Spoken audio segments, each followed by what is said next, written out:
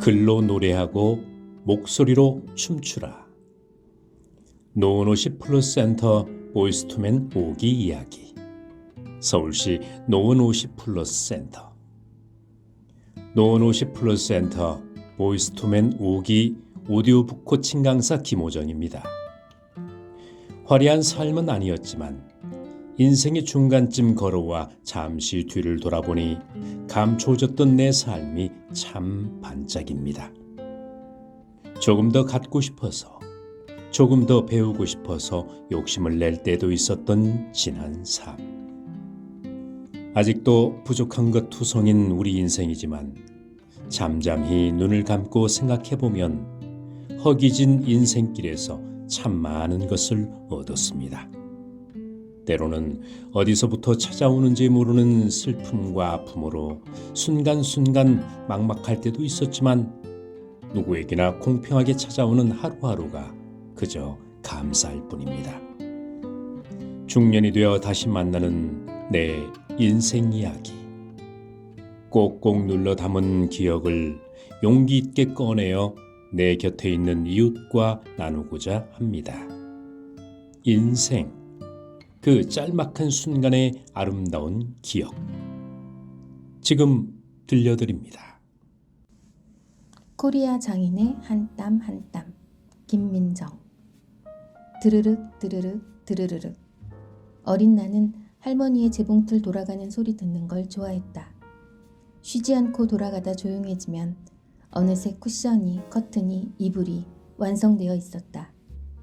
할머니가 마법사처럼 무엇인가 만들어내는 순간을 두근거리는 마음으로 기다리면서 작은 천을 가위로 우리며 놀곤 했다.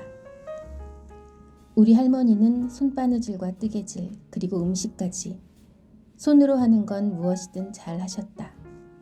나는 늘 할머니가 대바늘을 부지런히 움직여 짜는 스웨터와 바지, 모자와 목도리로 겨울을 났고 우리 집과 담을 맞댄 할머니 댁에서 저녁을 먹으면 모든 반찬이 꿀맛이었다. 엄마는 늘 그 손재주를, 손맛을 물려받지 못했음을 한탄했지만 내겐 엄마도 역시 마법사였다. 정작 나는 아무것도 물려받지 못한 마이너스의 손이다. 손으로 하는 건 모두 서툴다. 하다못해 글씨도 졸필이다. 한때 예쁜 글씨를 동경해 열심히 연습도 해보았지만 타고난 대로 살면 편하다는 것을 깨달은 이후론 연습도 남의 얘기가 됐다. 핸드메이드, 수제, 손수 만듦 이런 수식어들을 부러운 눈으로 바라보며 나의 재주 없음을 아쉬워하던 어느 날 아들 친구 엄마의 엄청나게 예쁜 지갑을 보았다. 조각천들을 여러 기법으로 이어 무늬를 만들고 지퍼와 단추를 달아 완성한 퀼트 지갑이었다. 내가 좋아하는 갈색 계통의 천들을 사용했고 지폐는 구겨지지 않게 동전은 지폐와 구분해서 따로 넣을 수 있으며 각종 카드들도 질서정연하게 꽂아 정리할 수 있는 알찬 장지갑이었다.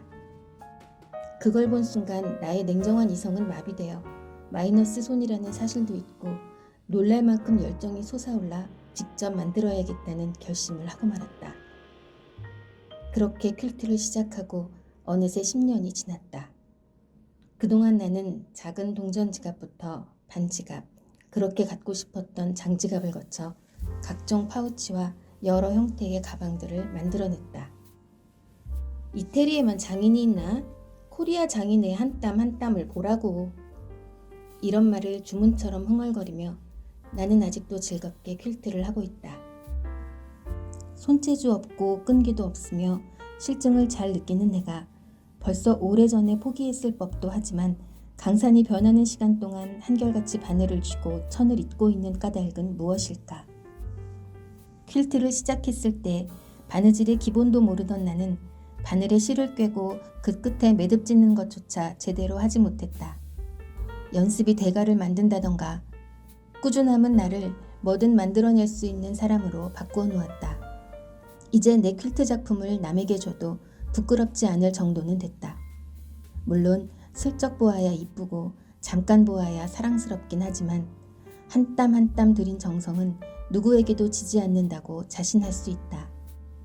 누군가를 위해 시간과 노력을 들이는 일의 기쁨, 이 기분은 아는 사람만이 안다.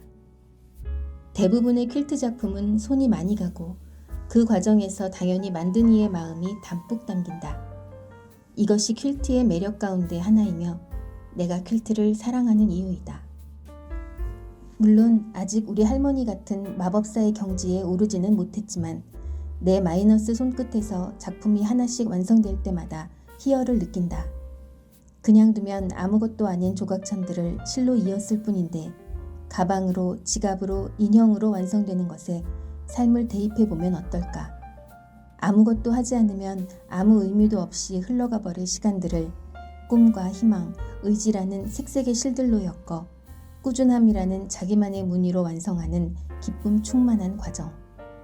나는 나의 아이에게 또 그 아이의 아이에게 햇볕 잘 드는 창가에서 은빛 머리카락을 반짝이며 코끝에 안경을 걸치고 바느질하는 모습으로 기억되고 싶다. 내 할머니처럼.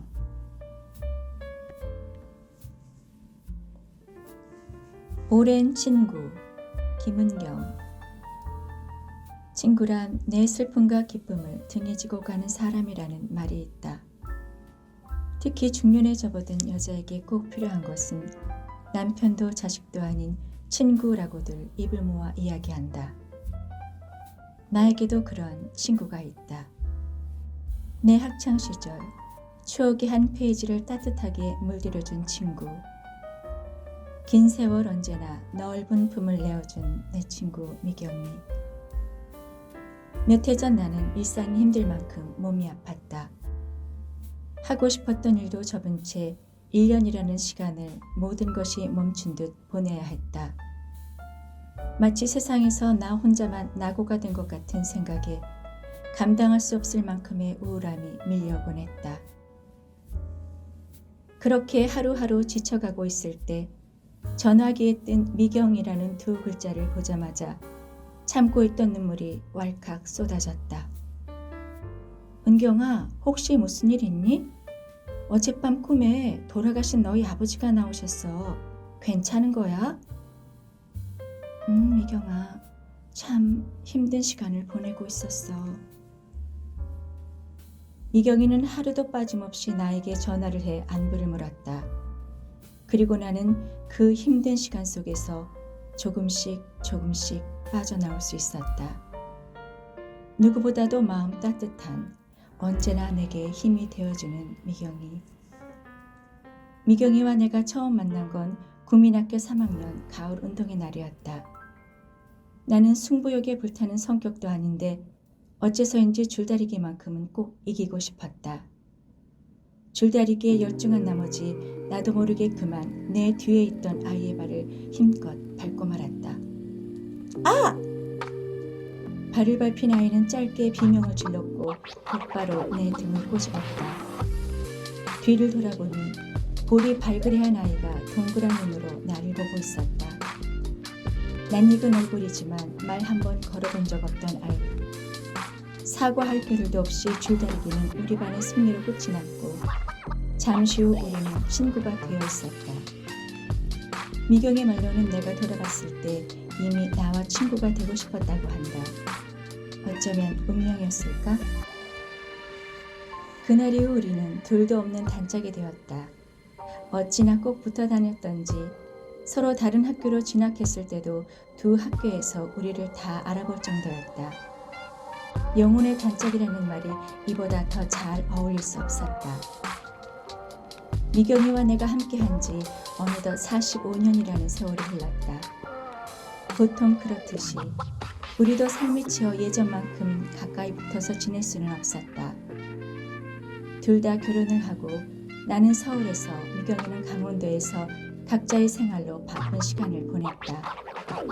하지만 물리적인 거리가 멀어질수록 우리는 오히려 서로를 더욱 아꼈고 또 그리워했다. 강산이 4번 하고도 절반쯤 변했지만 우리 우정만큼은 조금 더 변하지 않았다. 소중한 마음은 서로 통하는 것일까? 내가 힘들 때마다 미경이는 내 마음을 알고 있는 것처럼 연락을 해왔다. 그것만으로도 나는 지치고 힘들었던 시간들을 잘 견뎌낼 수 있었다. 가끔 미경이가 보고 싶어 연락할 때면 미경이도 나에게서 위로를 얻었다고 한다. 그 한마디가 그렇게 고마울 수가 없었다. 미경이가 전화를 한 그날 그 순간도 내게는 친구가 필요했다. 그리고 미경이는 꼭 필요했던 순간 나에게 큰 위로와 위안을 주었다. 괜찮아, 나 괜찮아 미경아. 네 덕분에 라는 말은 붙이지 않았다. 말하지 않아도 알 테니까. 존재 자체로도 서로에게 큰 힘이 된다는 걸 우리는 말로 하지 않아도 안다. 45년, 그 긴 세월을 의지하고 지내며 우리는 서로에게 그런 친구가 됐다. 와인과 우정은 오래될수록 값지다던가? 미경이를 보면 분명 그렇다. 만약 당신에게도 미경이와 같은 친구가 있다면 당신의 삶은 충분히 가치 있고 행복한 삶이라고 이야기하고 싶다. 때론 그리울 때가 있지. 김일오. 그릇장을 정리하다가 아래 칸문을 열었더니 몇 권의 낡은 사진첩이 와르르 쏟아져 나왔다. 요즘은 핸드폰이나 컴퓨터에 글과 사진을 저장하기에 사진첩에 사진을 끼워 놓은 지가 언제였는지 기억이 없다. 누렇게 바랜 사진첩에 쌓인 먼지를 닦아내고 한 장 넘겨보니 아이들의 어릴 적 사진들이 지그재그로 끼워져 있다. 태어나자마자 쭈글쭈글한 얼굴로 우러대는 모습을 아마 남편은 이때다 싶어 사진을 찍었을 것이다. 한 장 한 장 넘기며 아이들과의 추억을 기억해보니 이 녀석들 어릴 때는 천사처럼 예뻤구나. 그랬던 놈들이 지금은 뿔난 망아지처럼 말도 참 안 듣는다. 한 장을 넘기니 한 귀퉁이에 몇 장의 빛바랜 흑백의 사진이 겹쳐진 채로 끼워져 있다. 이 꽂이는 나의 어릴 적 사진들이다. 아마 결혼하면서 챙겨온 사진들인가 보다. 첫 번째 사진은 엄마 품에 안겨있는 아기 사진이다. 사진 속 엄마의 모습은 지금의 내 나이보다 훨씬 어린 엄마의 얼굴이 있다. 또 한 장의 사진은 초등학교 친구들과 담임 선생님이 별 모양이 그려진 사이다 병을 들고 촌스러운 모습으로 서 있는 걸 보니 아마 어느 해 소풍날이었을 것이다. 다른 사진 속 나는 70년대 창경원, 지금의 창경궁에서 코끼리와 함께 찍은 사진이 보인다.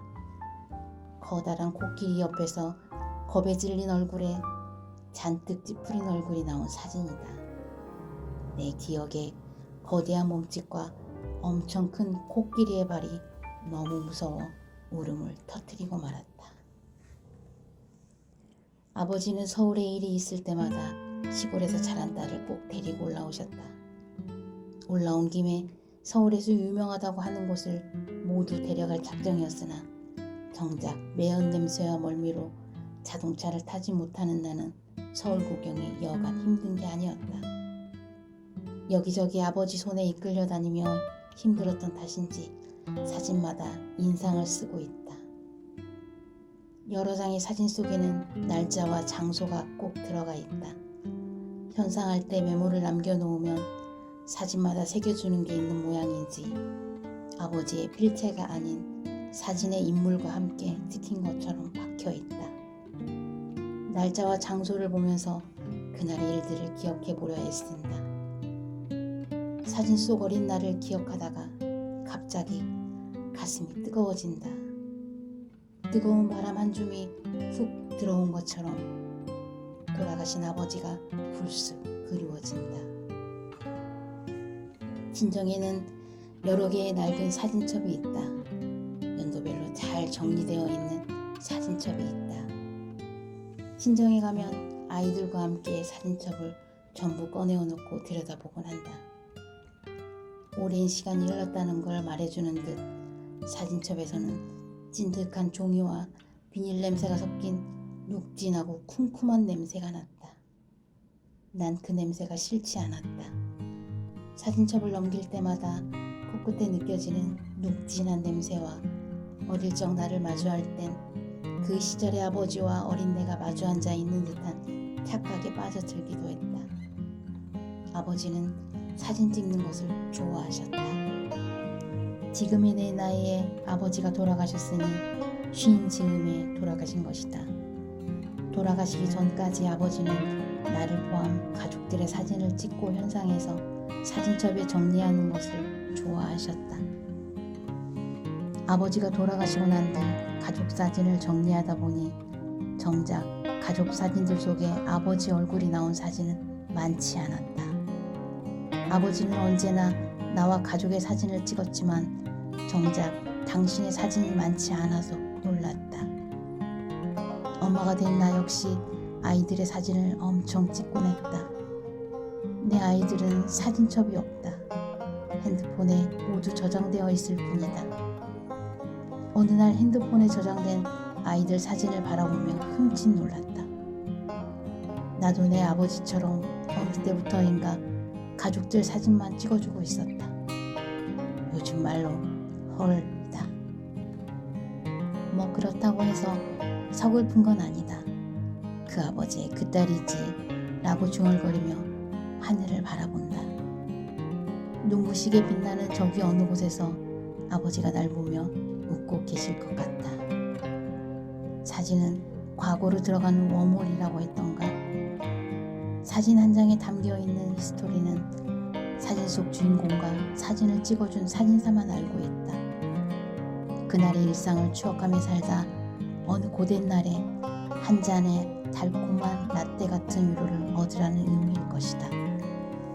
아버지가 보고 싶어지는 어느 날 따뜻한 라떼 한 잔과 사진기를 들고 아버지의 산으로 향해야겠다.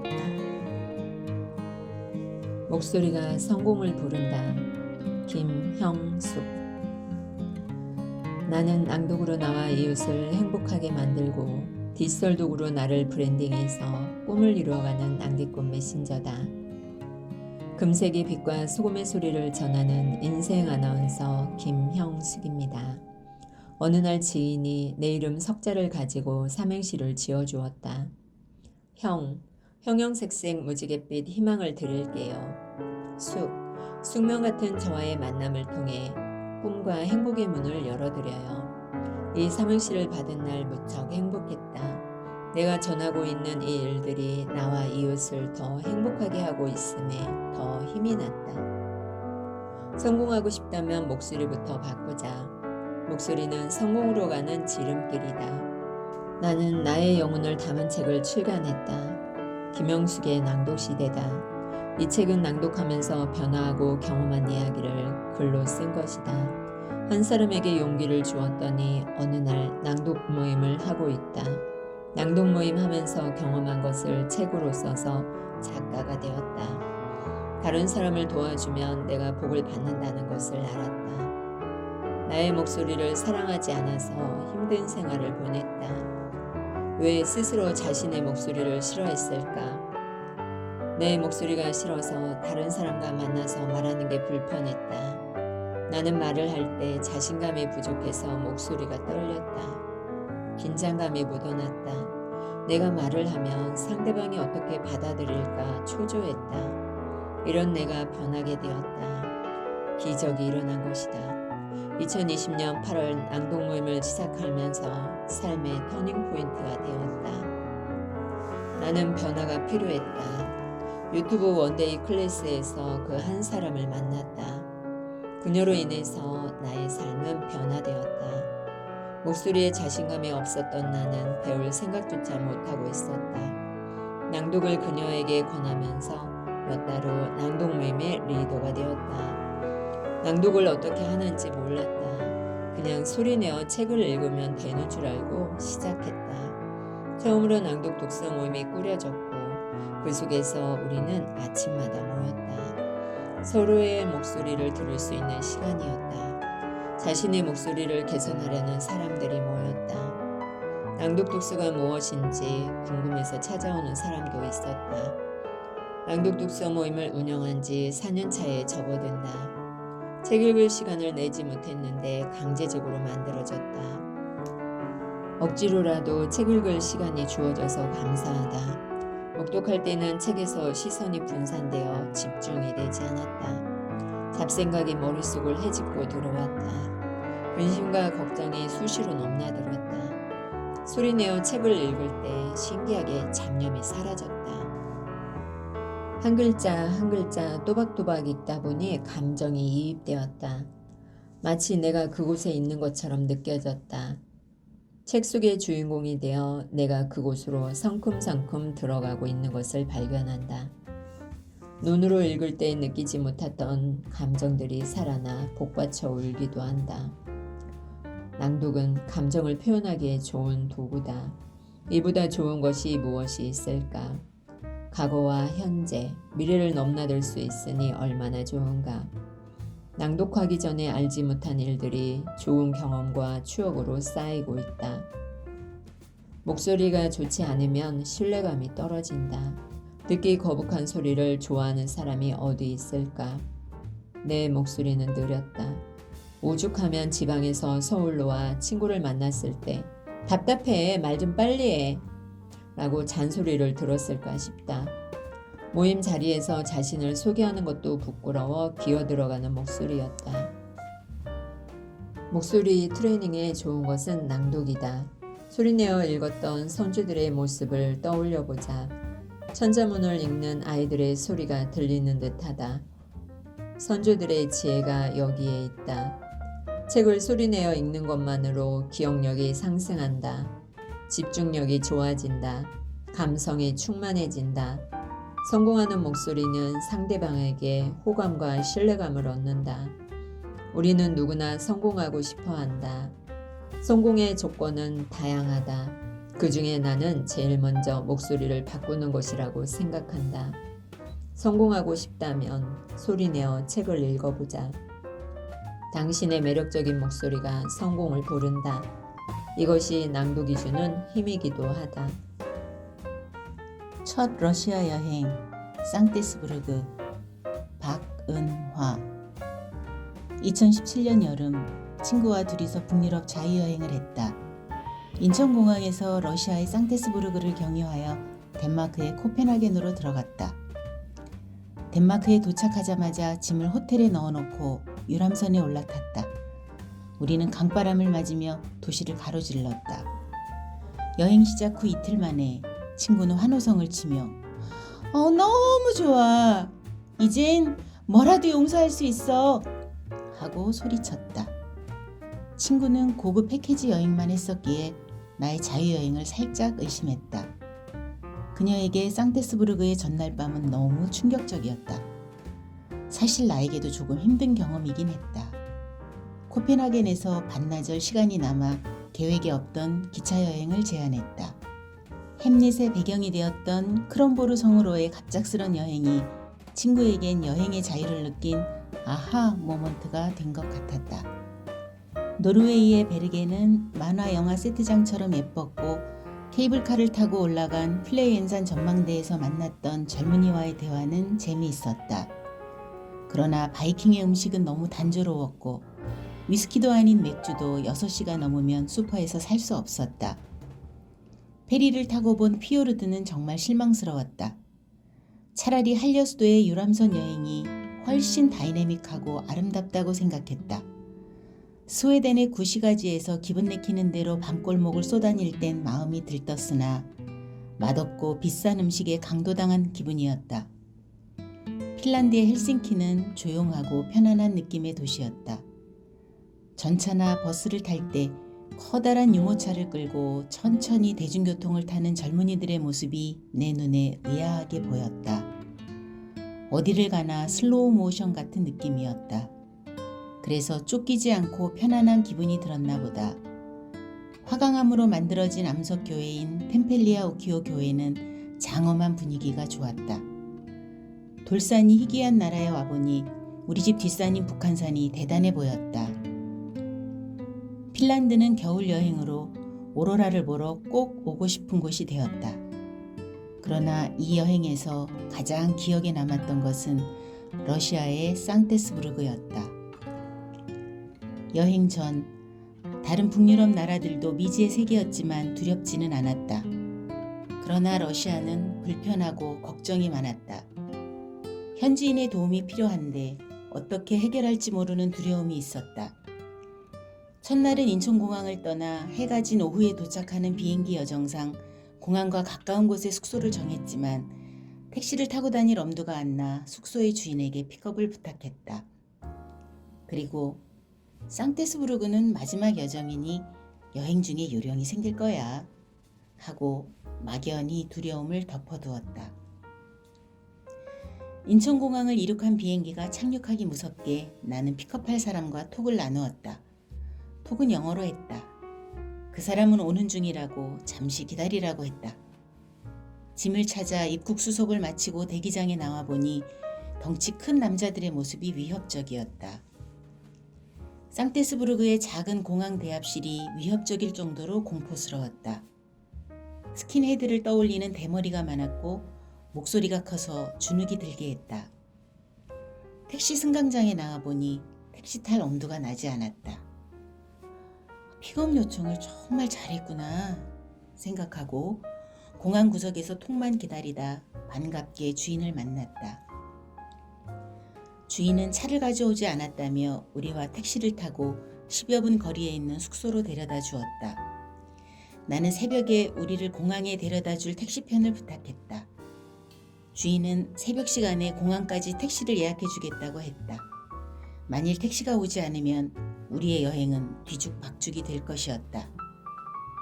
그러나 또 다른 놀라움이 우리를 기다리고 있었다. 공항 근처 새로 지어진 아파트의 시설은 상상 초월이었다.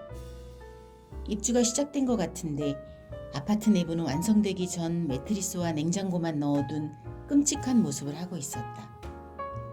부킹닷컴에서 많은 예약을 하였지만 사진과 이렇게 다른 모습의 아파트는 처음이었다.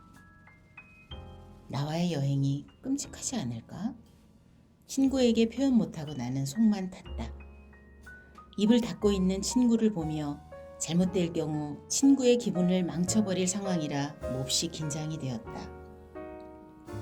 그러나 다음날 걱정과 다르게 택시가 정시에 나타나 우리를 무사히 공항으로 데려다 주었고 우리의 북유럽 여행은 일사천리로 진행되었다. 헬싱키에서 기차를 타고 국경을 넘어 다시 상테스부르크로 들어오니 평화스러웠던 헬싱키의 역 주변과 대비되는 풍경이 우리를 기다리고 있었다. 호객행위하는 시끄러운 택시기사 때문에 우리는 움직일 수 없었다. 내고가 통하지 않는 바가지 요금인 줄 알았지만 택시를 타고 구도심의 숙소까지 갔다. 의사소통이 어려워 긴장을 늦출 수 없었다. 도시의 첫인상도 나를 불안하게 했다. 여행 전 주변인들의 걱정하던 말이 귓전에 맴돌았다. 숙소에 도착하니 귀엽고 예쁘장한 여성이 우리를 반갑게 맞아주었다. 긴장이 풀어지고 사용할 수 있는 편한 대중교통 서비스가 궁금했다. 다행히 우버 서비스가 있다는 것을 그 여성이 서툰 영어로 가르쳐 주었다.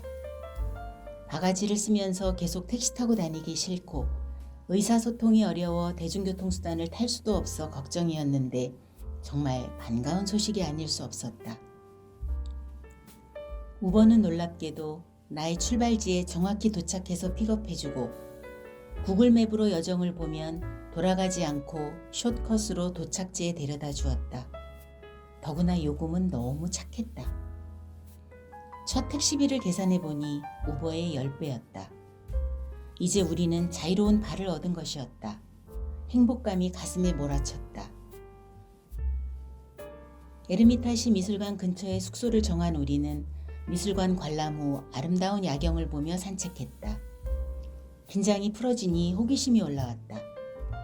첫인상과 다르게 친절한 사람들을 많이 만나 마음이 놓였다. 최근 몇 년과 다르게 2017년경에는 번역 앱이 정확하지 않았고 많이 사용되지 않았다. 러시아의 관광 정보도 정확치 않아 애를 먹었다. 네이버의 여름 궁전 정보는 엉터리였고 구글도 마찬가지였다. 네이버에 나온 여름 궁전이라는 곳에 갔다가 실망을 하고 공원 안내원을 붙들고 영어명을 물었다.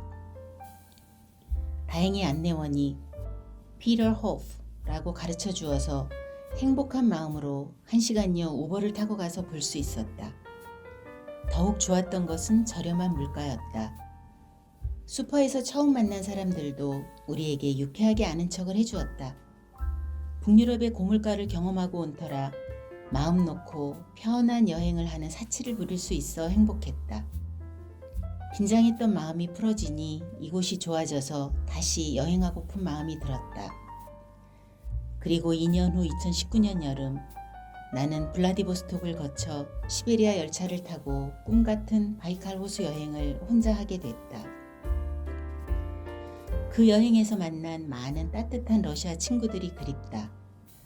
다음엔 시베리아 열차를 타고 이르쿠츠크에서 모스크바까지 여행한 후 상테스부르크에 다시 한번 방문하고 싶다. 걸어가면 길, 변상호. 우리는 자연세계 동물처럼 환경의 지배를 받는 피동적인 존재가 아니라 적극적으로 환경을 지배하고 자신의 운명을 스스로 창조해 나가는 존재입니다. 흔히들 자신의 불행한 과거를 돌이켜보면서 현재 상황을 환경의 탓으로 돌리는데 그것은 결국 나약한 자기 변명에 지나지 않습니다. 모든 값진 인생은 결국 창조적으로 자신의 환경을 극복하고 개척해 나가는 데 있음을 확신합니다. 더군다나 인간은 누구나 주어진 자기 인생을 충실히 살아간 데서 인간 성장이 좌우된다는 것을 저는 지금까지 제가 살아온 67년 인생 경험을 통해서 절실히 깨닫게 되었습니다. 오늘 나 자신이 이렇게나마 자신을 믿고 일어서서 내일의 희망을 바라보며 살아갈 수 있게 된 것을 생각할수록 기적이 아닌가 하고 스스로 놀랄 때가 있습니다. 만약 내 앞에 몰아닥친 거센 세파에 아무런 의지도 없이 휩쓸려 떠내려갔더라면 어찌 되었을까? 자신의 환경을 원망하며 주저앉아 무너져 버렸다면 지금쯤 내 처지는 무엇이 되었을까 생각하면 아찔하기도 합니다.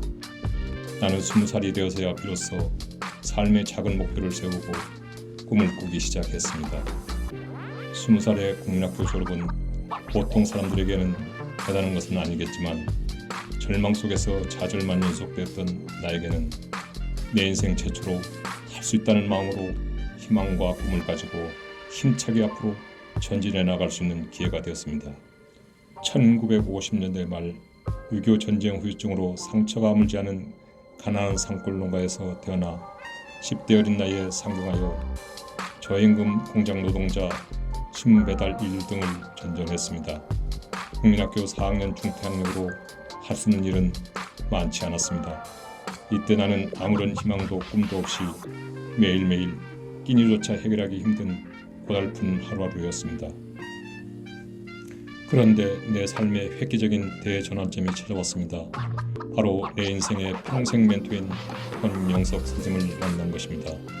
배움에는 자신을 성장시키는 길이 있고 사회에 힘을 줄 수 있는 배움의 길이 있다라는 선생님의 가르침 덕분에 저는 장애인 교육 전문가가 되겠다는 분명한 꿈이자 인생 목표를 세울 수 있었고 초등, 중등, 고등학교 과정 검정실을 통해서 대학 특수교육학과에 입학했습니다.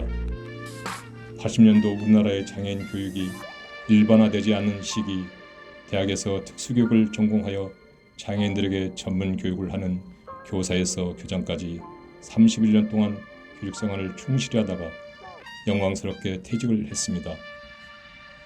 80년도 대학에서 특수교육을 전공한 것은 제 인생만 바꿔놨을 뿐만 아니라 우리나라의 장애인 교육 및 사회복지의 방향을 크게 바꿔놓는 기회가 되었습니다. 시련 속에서도 끊임없이 도전하고 꿈을 꾸며 주어진 환경에 최선을 다하면 가슴이 뛸 수밖에 없습니다. 가슴이 뛰고 있는 한 우리들의 삶은 멈출 수가 없습니다. 우리들이 어떠한 역경에 처하더라도 가슴 뛰는 꿈의 에너지가 있는 한 오늘보다 내일이 희망적일 수밖에 없습니다. 막막했던 지난 삶, 준비되지 않은 삶, 처음부터 길은 없었습니다. 처음 시작은 황무지였지만 한 발 두 발 걸어가면서 길이 되었습니다. 오늘 여러분은 어떤 곳에서 어떠한 목표를 가지고 첫 발걸음을 떼시겠습니까? 내 인생의 봄날은 바로 오늘. 유영수. 봄을 재촉하는 비가 대지를 촉촉히 적신다. 겨울이 봄에게 자리를 미련 없이 물려주고 떠난다. 계절은 어김없이 또 이렇게 자리바꿈을 하고 있다. 사계절이 있는 나라에 산다는 건 축복이다. 뭔가 생동감이 더 느껴지는 것 같다. 얼마 전 홈쇼핑에서 봄 원피스를 구입했다. 겨울 동안 검정색 롱패 등으로 감쌌던 몸을 화사한 노란 빛깔의 원피스로 대체하니 가슴이 설렌다. 아, 이제 봄이 오구나. 또 이렇게 봄이 오는구나. 설렘을 안고 산다는 건 이런 걸까? 두근거림과 기대감이 함께 포장되어 내 몸에서 활기가 느껴진다. 세상은 내가 원하는 대로 돌아가지 않지만 내 마음은 내가 조절할 수 있지 않은가. 가끔 인생의 어느 한 시점에서 다른 선택을 했다면 지금 어떻게 살고 있을까 궁금할 때가 있다. 소설 미드나잇 라이브러리 속 노라는 삶이 고통이다. 직장에서는 해고 통지를 받았고 유안을 주던 고양이는 교통사고로 죽었으며 연애도 밴드도 모두 망해버렸다. 결국 더 이상 살 이유를 잃어버린 노라는 자살을 선택한다. 그때 자신을 응원해 주었던 도서관 사서가 나타나 저승으로 가기 전 노라에게 다른 선택의 삶을 살 수 있는 기회를 준다. 만약 나에게 그런 기회가 주어진다면 난 어떤 선택을 할까? 노라는 미련이 남았던 삶을 다시 살면서 진정 원하는 것을 찾았을까? 나라고 미련이 없을까? 내가 가보지 못한 인생을 생각할 때가 있다.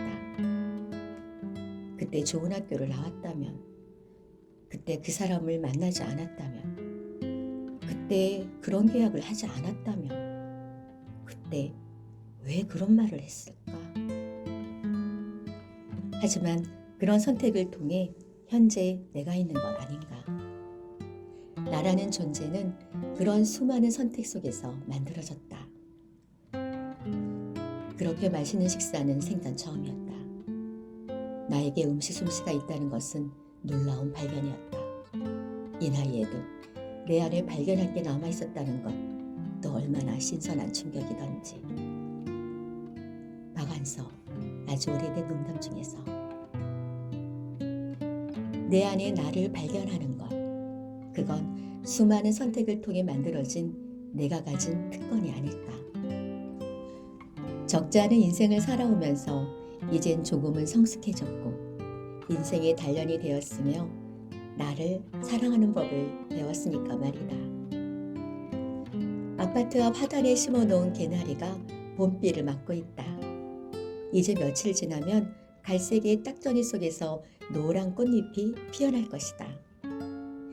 내 인생의 봄날은 언제인가? 지금, 바로 오늘. 다육이의 겨울나기 이미경. 어느덧 냉기가 가신 바람결이 얼굴에 살랑거리는 날이었다. 지하철역 근처 잡다한 물건들을 싸게 파는 한 가게 앞이었다. 길바닥에 놓인 종이 상자가 내 눈길을 끌었다. 작은 교대상 크기만한 상자 안에는 다육이 화분들이 옹기종기 들어가 있었다. 한 개에 1,000원이라는 팻말이 붙어 있었다. 얼핏 보면 한 송이 꽃 같기도 하고 닮은 것 같으면서도 저마다의 개성을 뽐내고 있었다. 작은 화분에 꽉 차도록 깜찍한 얼굴을 드러낸 채로 나를 데려가줘 하며 내 발길을 잡았다. 어렸을 적 학교 앞 길거리에서 종종 팔던 병아리가 떠올랐다. 노란 솜털뭉치 같은 병아리가 너무 귀여워서 그냥 지나치지 못하고 한참을 서서 보곤 했었다. 손 안에 딱 들어올 만큼 작은 다육이 화분들이 병아리처럼 내 선택을 기다리고 있는 듯 했다. 각각의 화분에 이름을 붙여놓는 친절함은 없었다. 이름은 몰라도 예쁘기만 하면 그만이었다. 처음부터 내 눈을 사로잡은 것을 몰랐다. 만개한 장미가 연상되는 다육이었다. 같은 것으로 3개 사서 집으로 돌아왔다. 빈 화분이 있어서 옮겨 심을 요량이었다. 집에 오자마자 베란다에 있던 빈 화분과 신문을 준비했다. 원래 심겨있던 선인장이 죽고 흙만 남겨져 있던 화분이었다. 다육이가 충분히 묻힐 만큼 흙을 파내고 3개를 모아서 심었다. 화분에 하나씩 담겨있던 모습도 예뻤지만 함께 모아놓으니 더 보기 좋았다. 조금씩 키가 차이 나는 사이좋은 새 친구의 모습이랄까? 흐뭇했다. 기대 반 걱정 반으로 그저 잘 자라기만을 바랐다. 나는 사실 다육이를 잘 키우는 법을 모른다. 한 달에 한 번 정도 물만 두었을 뿐인데 화분에서 얼굴만 내밀고 있던 어린 다육이들은 여름, 가을을 지나면서 쑥쑥 자랐다. 옆옆으로 앙증맞은 아가 다육이들도 태어났다. 겨울로 접어들 즈음엔 한 뼘 넘게 키가 커져 있었다. 겨울을 나려면 집 안으로 들여놔야 하나 하고 고민하다 고개를 저었다. 몇 해 전 겨울 화분에서 나온 벌레 때문이었다. 기온이 크게 떨어져 집 안으로 들여놓은 화분 중 하나에서 정체 모를 벌레들이 나오는 것을 발견했다. 검정깨의 반도 안 되는 미세한 크기였다. 화분에서 나온 벌레는 벽을 타고 올라가 화장실까지 천장을 타고 줄지어 가고 있었다. 기겁하고 즉시 화분을 베란다에 다시 내놓았다. 약을 사서 화분 주위에 뿌리고 벌레가 나오지 않나 수시로 살펴보았다. 벌레가 더는 보이지 않게 된 후에도 절대로 화분을 집에 들이지 않았다. 벌레를 떠올리면 몸서리가 쳐졌다. 베란다에서 추위를 이기지 못하고 얼어 죽어도 어쩔 수 없다고 체념했다. 결국 겨울을 나지 못하고 선인장을 비롯한 4개의 화분 속 식물이 누렇게 변하면서 죽어갔다. 그 후로 얼마 동안은 식물을 키우지 않았다. 날이 추워질수록 베란다에 있는 다육이가 맘에 걸렸다. 화분 주위를 빙 둘러 신문으로 감싸주었다. 묘하게도 다육이가 변하기 시작했다. 잎 크기가 거의 2배로 커졌다. 초록색 잎이 가운데로 갈수록 노랗게 변하는 것이 마치 그로데이션 기법 같았다. 다육이는 점점 화사해졌다. 하지만 겉보기에는 예쁘기만 한 이 치장이 다육이한테는 추위를 이겨내기 위한 발버둥일지도 모른다는 생각이 문득 들었다. 그 작은 다육이가 찾아낸 제 나름의 겨울을 나는 방법이 아니었을까? 이제 우리 집 다육이는 여느 다육이와는 다르다.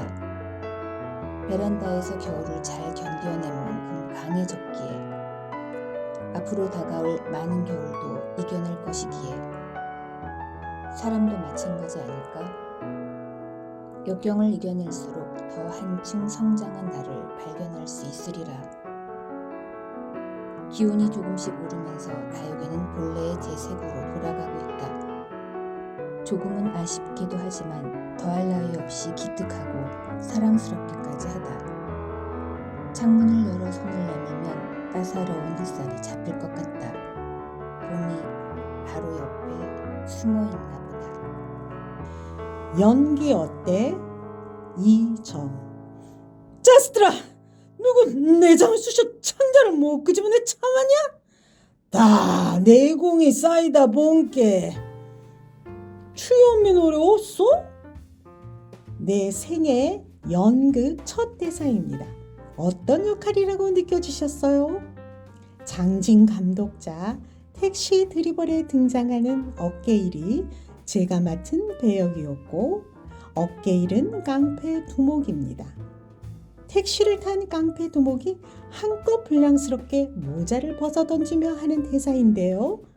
거친 숨결이 섞인 올블에 찬 목소리가 포인트지요. 이런 행동과 말투는 주인공인 택시기사의 간담을 서늘하게 만들기도 하고 동시에 관객에게 웃음을 유발하기도 합니다.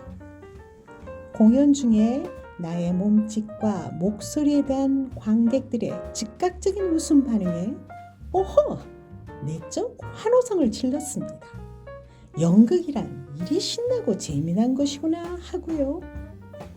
평생 다니던 직장을 퇴직하고 지금까지와는 다른 제2의 인생을 살아보고 싶어 평소 즐겨보던 연극 공연을 직접 체험해보고자 연극반 수업에 지원했습니다. 셰익스피어도 세상은 무대이고 인생은 한편의 연극이라고 말하지 않았던가요? 그 후 운 좋게 몇 번의 연극 공연을 했고 기존 배우들의 목소리와 동작을 모방, 흉내내기에 심취해 있었던 것 같습니다. 그러기를 반복하던 어느 날 진정한 연극의 속성은 무엇인지 궁금해지기 시작했고 배역에 대한 해석을 달리 해보기도 하면서 좀 더 심도 있는 역할을 맡아보고 싶은 욕심도 생겼습니다. 또한 배역이 다양해지고 대사의 분량이 많아지면서 연출가 선생님께 표정이나 행동 하나까지 세밀한 지도를 받기 원했습니다. 선생님은 말씀하셨죠. 자기가 맡은 배역의 내면을 깊게 들여다보고 그 역할의 감정이나 행동을 자연스럽게 표출할 수 있게 해보세요. 저는 연기를 대하기가 점점 더 어렵고 부담스럽기 시작했습니다. 요즘 속 같은 각자의 삶 속에서 어떻게 그 배역의 참모습을 발견하고 표현하라는 거야? 난 평생 직장이란 틀 속에 딱딱해진 융통성 없는 사고, 고정관념에 매인 한정된 시야에 갇혀버렸는데 그 알 길 없는 갈등과 고민 중에 장진자 아름다운 사인이라는 작품을 만납니다. 제가 맡은 배역은 시한부 암에 걸린 아내의 치료를 위해 재산을 탕진해가는 남편과 그런 가족을 위해 자살을 선택한 아내 역입니다. 배 째고 틀 쑤셔서 낫는 병이 있고 안 낫는 병이 있어. 왜 그렇게 고집이요? 지금까지 살아 숨쉰 것만 희어도 당신한테 너무 고맙소. 이거면 됐소.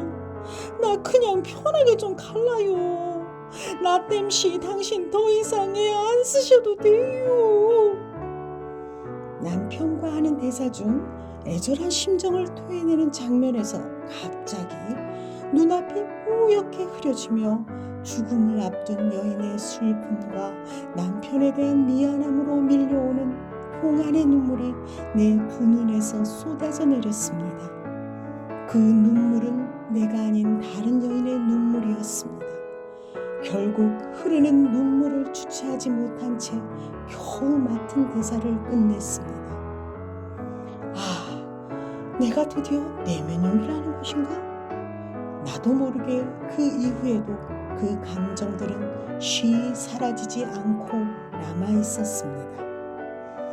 연극 무대를 준비하고 완성하려면 내가 아닌 다른 인물을 연기하기 위해 그 인물에 대해 깊게 탐색하고 사고하는 과정을 거치게 됩니다. 그 과정에서 내 자신의 삶에 대해 질문을 던지기도 하고 새로운 답을 찾아보기도 하는 시간을 마주하면서 내 삶의 사고는 한층 더 깊어지고 짙어지게 되는 걸 느낍니다. 60에 시작한 연기지만 맡겨진 배역의 삶의 희노애락을 몸으로 소화하고 스스로도 만족할 수 있는 연기를 해보자고 마음속에 굳게 다짐하며 이제 진정한 연기자로 새롭게 태어나고자 합니다. 지금까지와는 다른 인생을 살아보고 싶고 새로운 장르의 주인공이 되고 싶으시다면 연기를 해보시라고 권하고 싶습니다. 짜릿한 개인적 성취감은 물론 함께 무대에 오르는 멤버들과의 동지에도 덤으로 느껴볼 수 있지요. 시니어 여러분, 연기 어때? 딸의 인생 터닝 포인트 정현보. 한밤중에 갑자기 딸아이의 비명소리가 들렸다. 방문을 열어보니 머리를 쥐어뜯으며 자책하고 있었다. 이제 다음 달이면 고3이 되는 그녀는 그동안 쌓였던 스트레스가 터졌나 보다. 어릴 적부터 일일이 챙겨줘야 했던 첫째와는 달리 스스로 알아서 하던 둘째 딸. 중학교 때까지 곧잘 공부를 잘 해왔기에 고등학교는 좀 더 실력 있는 아이들이 모인 곳으로 진학했다. 진로는 이과로 정하고 과학 중점반에 들어갔다.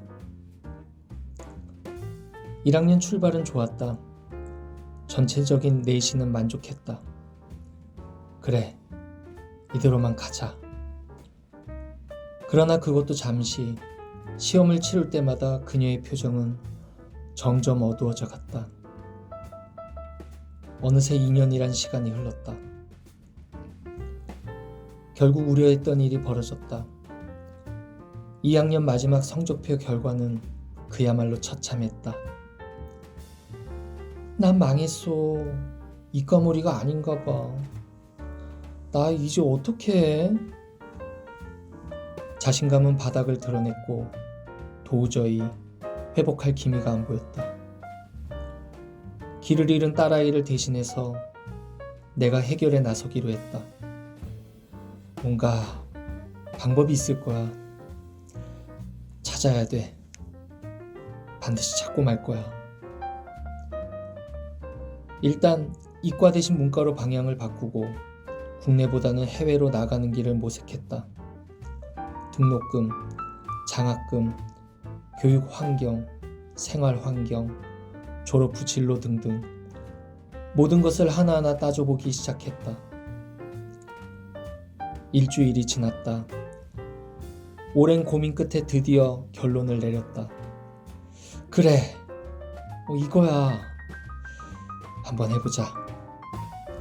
그날 밤 야자를 마치고 집에 온 딸아이에게 말을 건넸다. 너 외국 갈래? 그냥 이렇게 대학 갈 바에는 유학을 가는 거 어때? 그녀는 못 믿겠다는 표정을 지으면서도 한편으론 반가운 기색을 보였다. 웬 유학? 어디? 맨날 돈 없다면서. 나 유학 보낼 형편이나 돼? 나는 진지하게 말을 이어나갔다. 일본에 가자. 지금이 기회야. 일본은 이민 정책의 일환으로 해외 유학생에 대해 많은 혜택을 주고 있었다. 당시에는 노제팬 운동 때문에 일본으로 가는 한국인 유학생이 급감하던 시기였다. 그 빈자리를 동남아시아 쪽 학생들이 채우고 있었다. 딸아이는 잠시 고민하더니 뭔가 결심했다는 표정으로 말했다. 그래, 좋아, 알았어. 나 뭐부터 하면 돼? 유학 준비는 그렇게 시작됐다. 학원을 알아보고 수강 신청을 했다. 계약을 하면서 학교 수업과 유학 준비를 둘 다 병행해야 할 상황이었다. 그런데 얼마 지나지 않아 코로나가 발생했다. 인생은 새옹지마라고 했던가. 모두에게 힘들었던 그 시간은 오히려 딸아이에겐 내실을 다질 수 있는 기회였다. 그녀는 더욱 단단해져 갔다. 팬데믹이 끝나갈 때쯤 드디어 원하던 대학의 경제학과에 당당히 합격했고 무사히 유학 생활을 시작할 수 있었다. 그리고 1년이 지난 지금 그녀는 자신의 꿈을 이루기 위해 힘든 유학 생활을 견뎌내며 더 넓은 세상으로 나아가려는 미래를 설계하고 있다. 위기의 순간은 누구에게나 찾아온다. 위기에 빠질지 아니면 전화위복의 기회로 삼을지는 전적으로 위험을 대하는 자세에 달려있다. 어쩌면 가족은 그런 위기를 함께 헤쳐나가기 위해 모인 운명 공동체일 것이다. 서로를 믿고 의지할 수 있는 가족이 있기에 나는 오늘도 감사하고 뿌듯함을 느낀다. 예쁜 치매를 가지게 된 우리 엄마 김민영. 엄마, 기억이 잘 안 나? 진짜? 어느 날 주민등록증을 어디에 두었는지 전혀 기억을 못하시는 엄마를 보며 심장이 쿵 내려앉았다. 생각이 안 날 수도 있다. 아니, 주민등록증을 밖 어디에서 잃어버렸어도 괜찮다. 그런데 기억이 안 난다는 엄마의 모습이 건망증이라 생각하기엔 눈동자의 떨림이 그 느낌과는 사뭇 달랐다. 그런 엄마의 모습을 보며 난 속상했다. 어떻게 하지? 이렇게만 면신 되뇌이며 술 취한 사람처럼 혼자 중얼거리고 이방저방 왔다 갔다 갈짓자로 걸음만 재촉했다. 그런 나를 보고 엄마는 나에게 짜증 섞인 말투로 아유 어지러워 정신없게 왜 이렇게 뱅뱅 돌아 가만히 좀 있어 아유 배고프다 밥 먹자. 난 또 한 번 쿵 머리도 가슴도 몸도 주저앉고 말았다. 막 저녁 식사를 마친 상태였기 때문이다. 어쩌면 좋을까? 엄마의 병명은 치매, 그것도 중증. 인지검사에서 23점을 기준으로 했을 때 18점 이하면 중증이라고 한다. 우리 엄마는 16점. 동그라미, 삼각형, 사각형 도형을 잘 못 그리시고 두 자릿수 뺄셈 문제를 다 틀리셨다. 시계, 우산, 가방의 단어를 암기하라 하고 다시 물었을 때 엄마는 이렇게 대답했다. 가방, 가방, 가방. 난 헛웃음만 났다. 우리 엄마 어떻게 하지? 불 사용하시게 하면 안 된다는 의사 선생님의 당부의 말과 함께 100일치 약 처방을 받고 병원을 나섰다. 엄마는 햇살이 좋다며 점심으로 자장면이 드시고 싶다고 했다. 자장면을 드시는 엄마 입가엔 어린아이처럼 검은색 물감이 맛있게 번지고 있었다. 나는 이대로 엄마의 소중한 기억들을 잃어버리게 두고 싶지 않았다. 내가 의사는 아니지만 그래도 엄마를 위해 최선을 다하기로 마음먹고 엄마의 생활 선생님이 되기로 했다. 시 읽기, 숫자 공부, 색칠 공부, 일기 쓰기, 공기놀이, 종이 접기, 간단한 집안일, 산책, 일주일에 2번 한 가지 물건 현금으로 사보기, 별 내용이 아니어도 자주 대화하기, 전화 걸기 등 이외에도 생활에서 할 수 있는 모든 것들을 반복하고 반복하며 매일 했다. 치매를 고칠 수는 없다. 하지만 천천히, 아주 천천히 갈 수 있으면 좋겠다는 간절함으로 열심히 노력했다. 나는 힘이 많이 들었다. 내가 하자는 대로 따라와 주지 않는 엄마에게 화도 났고 속상하고 섭섭하기도 했다. 그래도 그렇게 하는 걸 멈추고 싶지는 않았다. 어느 날부터인가 엄마도 조금씩 내가 하자는 대로 따라와 주셨다. 다행히 엄마는 걸으실 수도 있었고 혼자 하실 수 있는 게 많았기에 예쁜 치매를 가지게 되신 것이다. 집 근처 공원으로 산책을 나섰다. 자연은 몸과 마음을 치유하는 데 좋은 치료제 역할을 하기에 하루에 한 번 꼭 나가기로 했었다. 풀숲에 작은 무대가 보였다. 노래를 좋아하시는 엄마. 엄마, 노래 한번 불러봐.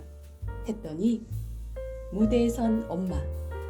가수 이미자의 섬마을 선생님을 부르셨다. 애당화 피고 지는 섬마을에 철새 따라 찾아온 종각 선생님. 빼거나 못한다고 하실 줄 알았는데 어머, 와, 우리 엄마 노래 잘하네. 노래를 시키지 않았으면 어쩔 뻔했을까. 웃음이 났다. 좋았다. 기뻤다. 힘든 마음을 잠시 잊을 수 있었다. 이제 나는 엄마가 끓여주시는 된장찌개와 간이 적당하고 부드러운 계란찜을 먹을 수 없다. 그 맛이 너무 그립다. 내가 어렸을 때 엄마가 나에게 그랬던 것처럼 잔소리도 하고 야단도 치며 그렇게 난 우리 엄마의 엄마가 되었다.